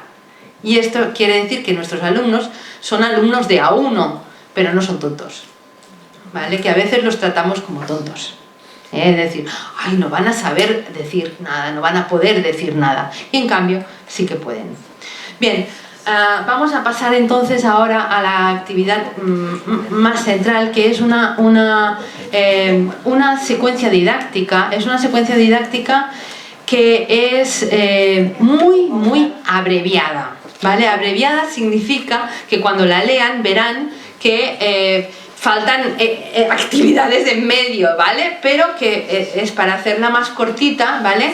Y vamos a comentar. Y lo que yo quiero que salga de esta actividad, de esta secuencia didáctica, es que la observen y me digan cómo está construida. Y si ven algunos elementos de los que hemos hablado hoy en la formación, ¿vale? Por favor, la leen en grupos también, la trabajan en grupos, y les daré unos 10 minutos para que puedan hablar de esto. Es decir, las preguntas serían: ¿cómo está construida? ¿Qué pasa en cada fase? Y si reconocen algunas estrategias o algunas de las cosas que hemos hablado durante esta formación.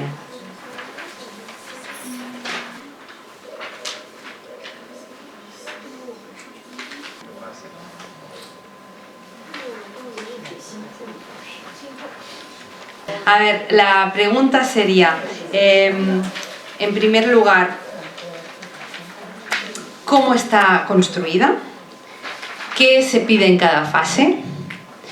Y si reconocen a algunos de los elementos que hemos tratado hoy en la formación.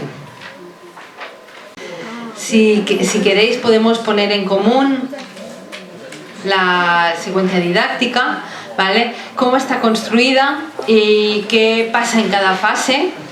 Si analizamos la primera fase, ¿qué está pasando en esta fase? Se están activando conocimientos previos. Se están activando conocimientos previos y ver prever qué necesidades comunicativas va a tener el alumno, qué frases puede ser que necesite. Sí, hay sí, se activan los conocimientos previos, ¿vale? Y ya se prepara, ¿no?, hacia el objetivo final. Recordemos que Nege Shueping es un B1 del marco, por lo tanto ya estamos hablando de alumnos con un cierto nivel, ¿de acuerdo? Y, vale, ¿y qué pasa en la primera fase además? Se autorregula. Es importante esto también. Vemos que de lo que hemos hablado, ¿no? ¿En qué ejemplo se autorregula el alumno? 我看到 aquí lo que la segunda fase aquí 准备一个表格来汇总这个主题。我觉得这些学生可以从这个叫什么提供的这个教材里边，他已经可以自主的把这些信息给提炼出来。是的，是的，对。Aquí vemos que la parrilla Nege Piauke es un instrumento mediador también. Lo vemos. Es decir, es que una actividad puede ser una buena actividad, bien diseñada puede ser un instrumento mediador. La secuencia didáctica es un instrumento mediador. Pero además vemos cómo se trabajan estrategias para autorregularse un alumno, por ejemplo. Para partir de los conocimientos previos. ¿Qué más? ¿Puede que haya más reflexión? Sí. Hay reflexión, ¿no? ¿Dónde? Pongámoslo el ejemplo, ¿no? Pues cuando ellos debaten o discuten cuáles son los recursos que van a necesitar, deben de reflexionar sobre las necesidades que va a implicar este tema. Claro. Sí, sí, es así. Es decir, muchas veces lo que podemos hacer es decirles a los alumnos, bueno, les estamos dando el contexto otra vez, ¿no? El marco, vais a necesitar, tenéis que hacer esto, llegar a este mupiao. Entonces, este contexto dado, pues ellos pueden, ya hemos dicho, ¿no?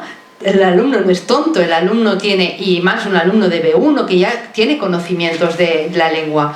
A lo mejor digamos, las estructuras que van a salir en ese momento son estructuras de 1 a 2. Pero bueno, ¿qué le da el profesor a estos alumnos para que encuentre estructuras de B1? Pregunto, ¿qué les da?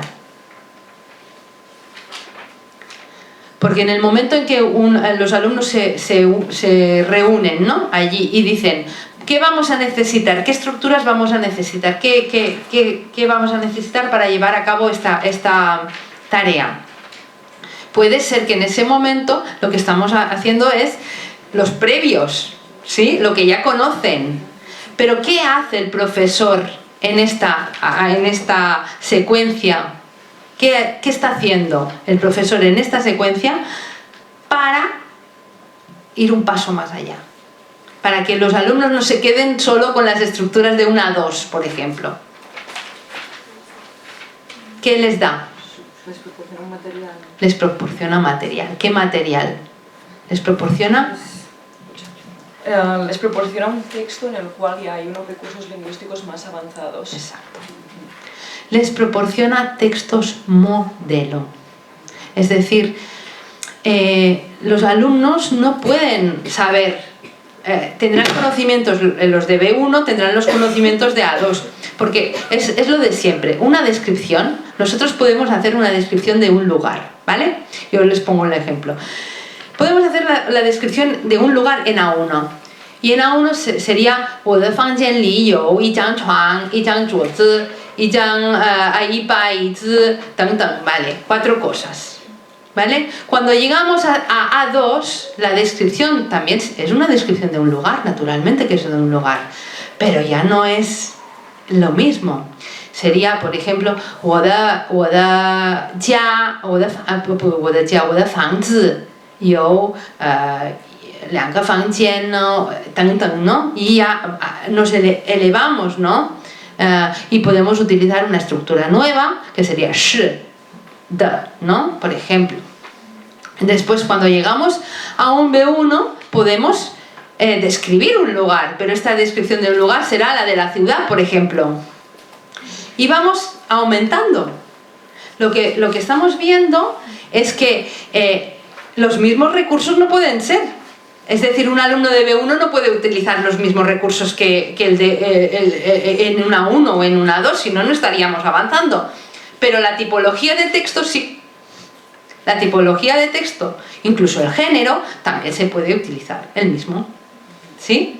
Porque este es lo que nos da el contexto. Nos da el contexto.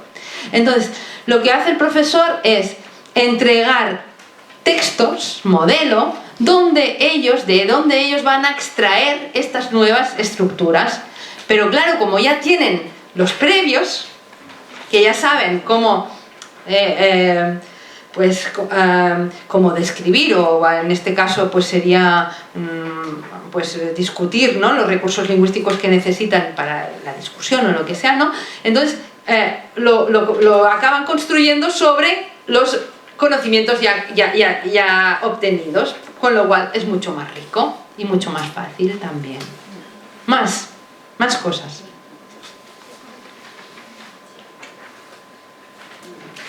Más cosas que queráis comentar.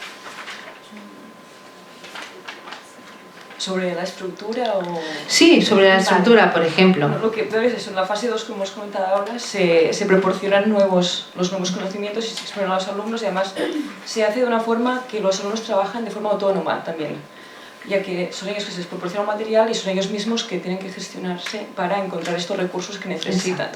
Exacto. Otra vez le insisto en el alumno está cognitivamente activo. No tenemos a ningún alumno perdido. Y podemos tenerlo perdido, porque es el que no se entera de nada, que también pasa, ¿no? Pero lo tenemos en un grupo y a lo mejor el compañero puede ayudarlo, ¿no? Que esto es otra vez lo rico, ¿no? Sí.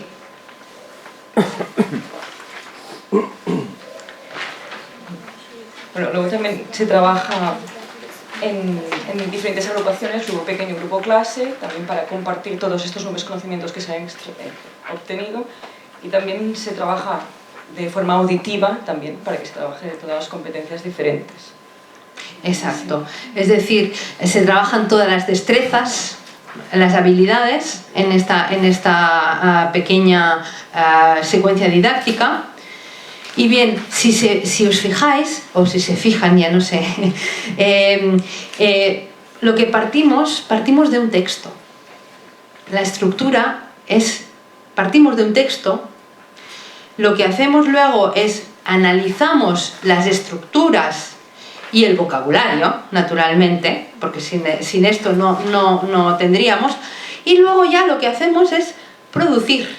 Estamos produciendo de manera colaborativa, esto es muy importante también en las producciones colaborativas, y hay una expresión escrita colaborativa primero, y después hay una expresión oral final, una tarea final que es también colaborativa y oral. ¿Vale?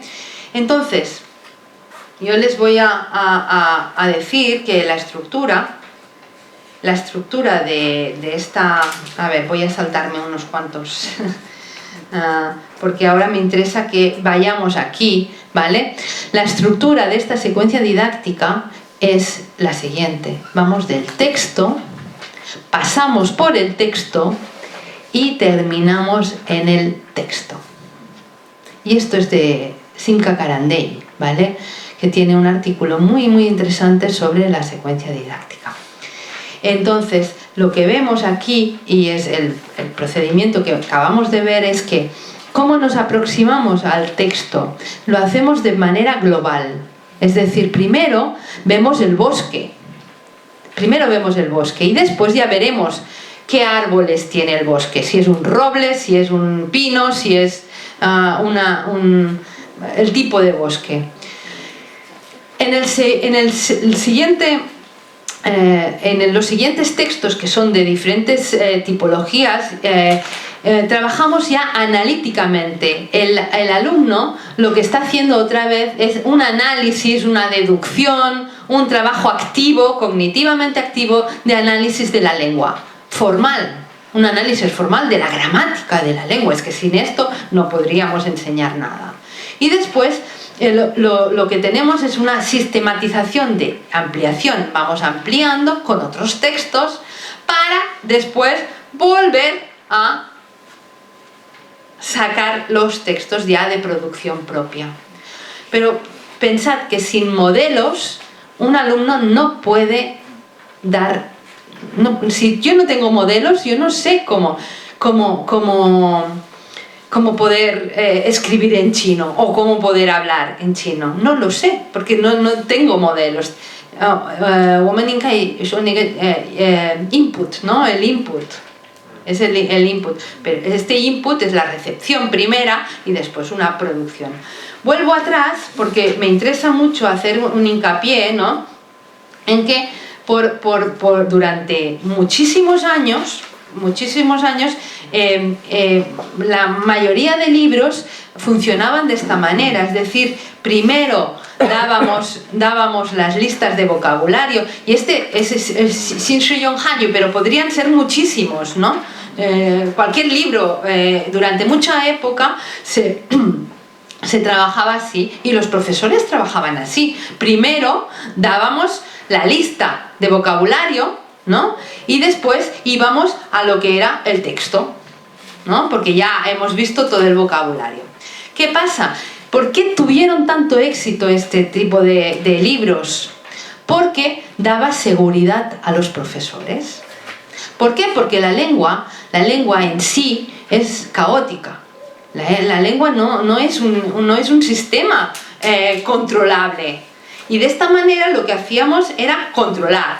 Nosotros controlo el vocabulario que va a salir, controlo las estructuras que van a salir y luego trabajo el diálogo. Pero ¿qué pasa? Yo ahora me voy a tomar un café con ella, ¿vale? Nos vamos a tomar un café.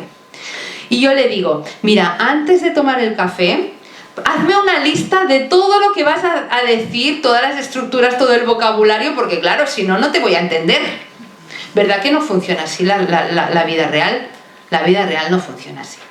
Entonces, si nosotros queremos que nuestros alumnos sean competentes, no podemos enseñar de esta manera. Porque si enseñamos de esta manera, estamos enseñando algo que no es la vida real. Es algo artificial. No es real, es artificial, ¿no? Naturalmente nos da seguridad, pero no podemos hacerlo de esta manera. Para ello, en el aula, otra vez lo que tenemos, bueno, esto es lo que os iba a comentar. Es decir, lo que hace este tipo de sistema, ¿no?, de metodología, es que vamos de las unidades pequeñas,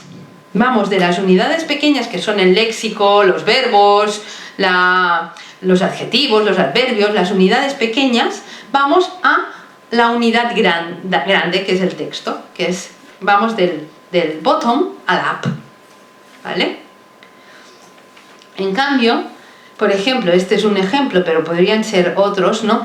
Aquí tenemos un email y de aquí, de la lectura de este email, que es otra vez en un texto global, vamos a pedir a nuestros alumnos que reconozcan, partan de sus conocimientos previos y reconozcan vocabulario para ponerlo aquí. Es decir, en este momento lo que se está trabajando es desde el up al down. Es decir, subimos desde el global, desde el texto global, y bajamos a las unidades pequeñas de texto. Esto es importante. ¿Por qué? Porque la vida es así. Es decir, si nosotros no funciona la lengua al revés. La vida funciona de esta manera. Cuando yo voy a China, pues me voy a encontrar anuncios, me voy a encontrar textos, me voy a encontrar conversaciones y nadie me va a dar una pauta. Tengo que espabilar. Y por eso tenemos que enseñarlo desde el aula también. Otra vez repito lo del texto al texto, y por eso en esta secuencia que ustedes han visto, pues se analiza el texto input como modelo, hay un análisis de estructuras y de vocabulario, y después ya tenemos las dos producciones. Una es la producción escrita colaborativa, ¿vale? Y después, por último, la oral, que sería la tarea final, ¿vale?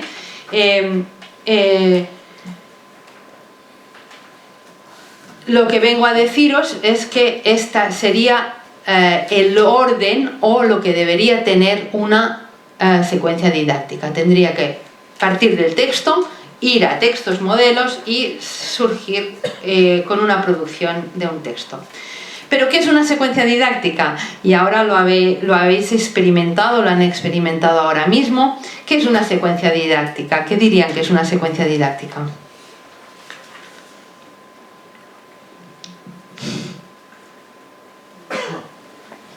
Es la organización de las actividades que se van a realizar en el aula, ordenadas de una manera lógica para cumplir con estas 4 fases: una fase de activación, una fase donde se exponen los nuevos conocimientos, una fase de producción y una fase final donde se crea un producto final. Sí, sí. Es decir, la secuencia didáctica, según Zinka Karandei, que es una persona que ha trabajado durante mucho tiempo esta metodología, es una sucesión ordenada de actividades interrelacionadas, naturalmente tiene que ser secuenciada también, dirigidas a un fin, a una tarea final, y en la que tiene que redundar en el aprendizaje. Y ahora ya les voy a hacer la última actividad, ¿vale?, para terminar ya la formación, y ahora les enseñaré cuatro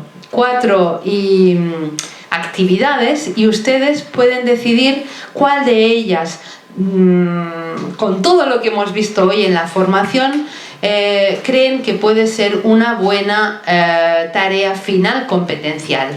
¿De acuerdo? Pasamos pues a la primera. Escribe qué ha hecho hoy María, ¿vale? Estamos aquí con unos dibujos y escribe qué ha hecho hoy María. Escribe qué has hecho hoy. Sí, sería la 2. La 3, esta mañana ha habido un robo en una tienda. La policía os ha pedido que escribáis un informe explicando qué habéis hecho hoy y a qué hora para averiguar si sois vosotros los ladrones.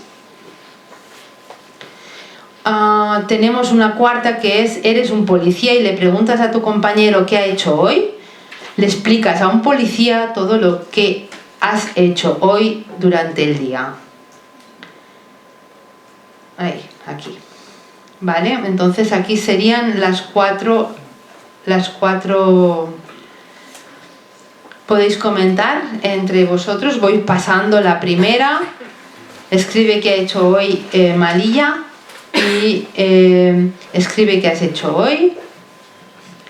Aquí tenemos la del ladrón y aquí tenemos un roleplay.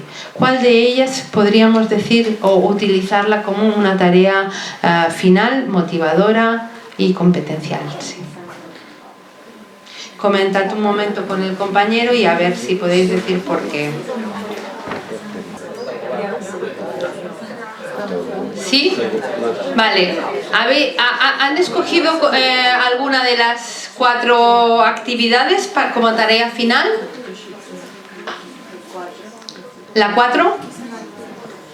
Esta de aquí. ¿Sí? ¿Vale? ¿Quién más? ¿Algún otro grupo ha escogido otra diferente? ¿Allí? ¿La 4 también? ¿Sí? ¿La 4 también? ¿Sí? La 3, aquí dicen la 3, ¿por qué? Porque en la 4, si somos la policía, no podemos practicar qué habíamos hecho hoy, solo podemos practicar cómo preguntar qué ha hecho hoy el otro compañero, pero el 3, bueno, todos los alumnos deben imaginar que somos el persona que había sido preguntado y podemos haber un motivo que es explicar que yo no soy el ladrón. Entonces vamos a pensar más en cómo explicar qué había hecho hoy. Uh-huh. ¿Hay algún otro grupo que haya escogido alguna otra? ¿No? Pues les diría que la tarea final, la razón que ha dado, la argumentación que ha dado la compañera es realmente esta. Es decir, aquí todos los alumnos van a practicar lo que nos interesa, el objetivo que es practicar el pasado, ¿no? Y van a hacerlo todos. En la anterior, en el cuarto, aquí sí es verdad, lo practicarán, pero practicarán preguntas y respuestas, ¿vale? Estamos hablando de tarea final.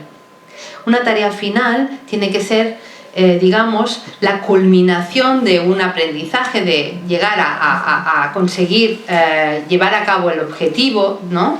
Este objetivo sería hablar del pasado, ¿no? De lo que has hecho hoy, poder explicar las actividades que uno hace o ha hecho, ¿no? Habituales o durante el día, ¿de acuerdo? Esto no quiere decir que yo primero haga esto. ¿Me entendéis, no? Es decir, no quiere decir que en mi secuencia didáctica este ejercicio no existe. Claro que va a existir, porque tenemos que ir de lo más guiado a lo más libre. Y esta sería una manera de guiar al alumno, de hacer un ejercicio guiado y muy sistemático, ¿no? Porque ya además ya tenemos lo que hace el dibujo. Podríamos hacerlo, lo que pasa es que muchos alumnos se nos bloquean aquí, porque no tienen creatividad. Hay alumnos que no saben qué poner, porque no hay contexto. Si os fijáis, aquí no hay un contexto. Cuando no hay un contexto, el alumno a veces se pierde, y tenemos los más creativos y tenemos aquellos que no.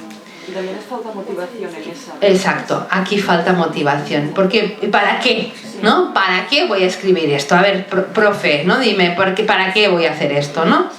Vale. En esta ya lo ha dicho la compañera, ¿vale? Y en la otra es realmente una tarea abierta en la que yo puedo escoger el rol que quiera. Yo puedo escoger el grupo, puedo escoger ser el ladrón. Y qué bien, ¿no? En cambiar de de manera de ser, y hoy voy a ser un ladrón y voy a explicar lo que he hecho, pero para que me digan que tú eres el ladrón, ¿no? Para averiguar quién es el ladrón. Entonces hay más libertad, se trata con temas cercanos, hay un contexto, que esto es Shanxiaowen, y Shanxiaowen es la clave. Entonces, por ejemplo, yo les pongo esta tarea final que dice 1 a 1, 自我介绍, queréis participar en un grupo de intercambio de lenguas online y para ello en grupos grabad un vídeo con vuestra presentación, nombre, apellidos, nacionalidad, lenguas que hablas, edad, y las tienen que colgar en un Padlet, por ejemplo, para ver con quién se va a hacer un intercambio de lengua, ¿no? Por ejemplo, fijaros, para que una buena tarea sea una buena tarea final competencial, tiene que tener temas cercanos, tiene que tener un contexto verosímil, tiene que haber una interacción, tiene que darse una interacción, tiene que haber un trabajo en grupo, individual, una interacción, una producción creativa, una producción colaborativa, ¿vale? Tiene que, para ser creativos, pues también despertar la imaginación de nuestros alumnos, pero con el contexto, y tiene que ser una tarea abierta, es decir, que la tarea que me entregue este grupo no tiene que ser la misma que el del grupo B. Y esto es muy rico, porque aquí también veremos si nuestros alumnos ¿no? Lo que han realmente asimilado, ¿no? Y esto es importante como tarea abierta. Motivadora, habéis hablado de motivación, naturalmente cuando hay un contexto, ¿vale? Lidia Vilaseca estudió la motivación en las actividades, en las tareas de las secuencias didácticas, cuando hay trabajo en grupos, cuando hay un planteamiento abierto, porque yo puedo decir lo que quiera, ¿no? Cuando hay una interacción oral, pero también una escritura colaborativa, que le tenemos mucho miedo a la escritura colaborativa, pero yo os digo que funciona muy, muy bien. Porque tenemos miedo, porque claro, decimos, ¿y quién se va a llevar la nota? El que escribe siempre, ¿no? Porque siempre hay uno que escribe más que el otro, ¿no? ¿Sí? Pero realmente, si vosotros pensáis en el scaffolding, que es lo que hemos visto hoy, ¿no? Veréis que el aprendizaje es mucho y vale la pena. Eso no quiere decir que sea la única tarea evaluadora, ¿vale? Podemos hacer luego una tarea individual, naturalmente, naturalmente. Después, la integración de todas las habilidades, que requiera un esfuerzo. Ojo, no les podemos poner una tarea final muy fácil porque se van a aburrir, ni muy difícil porque no, lo que haremos es crear ansiedad, ¿vale? Por lo tanto, tenemos que regular el reto, el nivel de reto lo tenemos que regular. Y luego que sean temas cercanos. Si son adolescentes, pues temas cercanos a ellos. Si son adultos, pues también temas cercanos a ellos. Esto tenemos que pensarlo. Bien, cierro ya pues la ponencia, ¿no? Hablando del taller, ¿no? Hablando de lo que hemos visto. Estos elementos, estos instrumentos que nos hacen que nuestra tarea y nuestra enseñanza sea competencial. Y son estos: el discurso del profesor, las dinámicas de grupo y las interacciones, la secuencia didáctica, y nos faltaría la evaluación, pero es que la evaluación proviene de la secuencia didáctica, de la tarea final. La tarea final que recoge absolutamente todos los criterios, digamos, en la tarea final está recogida casi la puntuación que tendríamos que poner a un alumno, y la tarea final, si la llega a hacer bien, es que hemos conseguido nuestro objetivo, que es que nuestro alumno sea competente. Pues nada, el profesor lo hemos visto como motivador y como mediador del aprendizaje, y el alumno el centro del aprendizaje y como autorregulador. Bien, aprender una lengua siempre es abrir una ventana nueva al mundo y a una manera de ver el mundo diferente, y yo espero que hoy os haya podido abrir una ventana a todos vosotros. Muchísimas gracias y muchísimas gracias a todos vosotros por vuestra participación, que ha sido muy importante para llevar a cabo el taller de hoy. Gracias. Si hay preguntas... Yo pienso que te he contestado con esta tarea final, y lo del roleplay, creo que te he contestado a la pregunta que tú tenías sobre si un roleplay era competencial o no. Depende, imagino.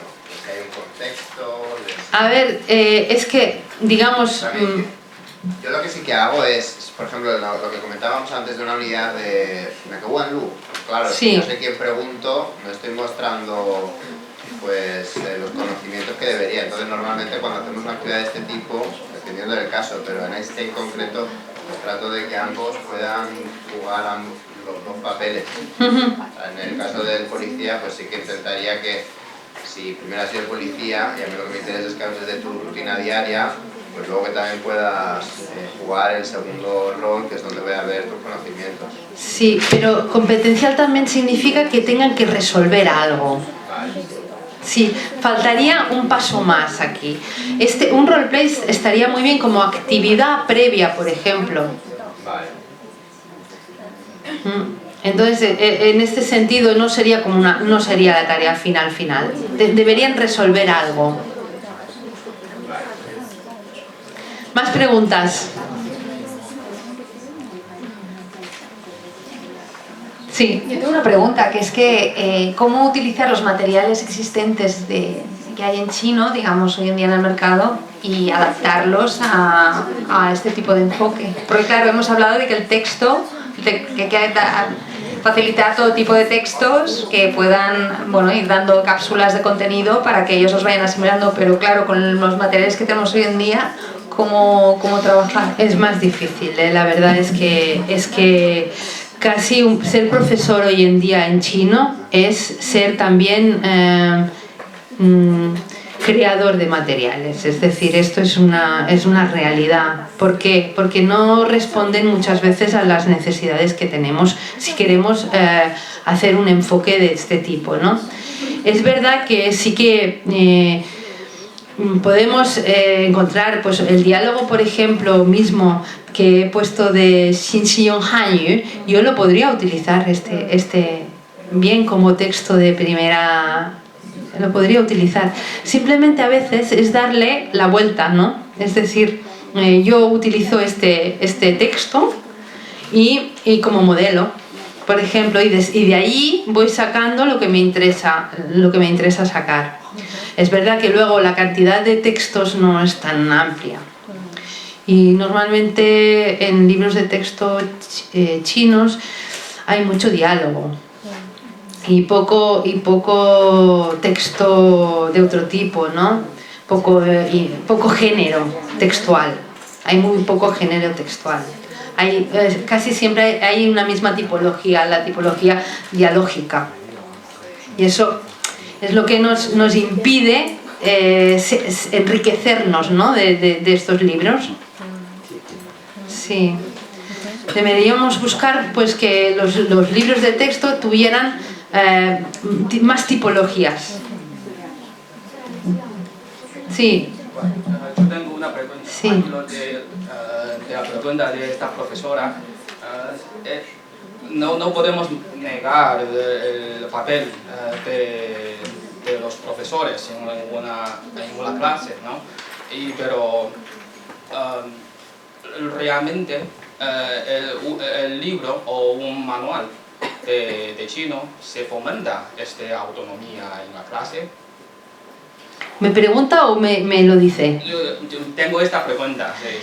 Sí, Hoy en día no hay ningún libro. De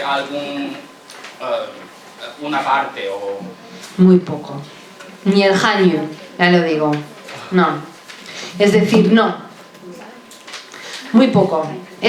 Alguna actividad, pero no. Entonces hace falta que sí. Si el profesor no tiene experiencia.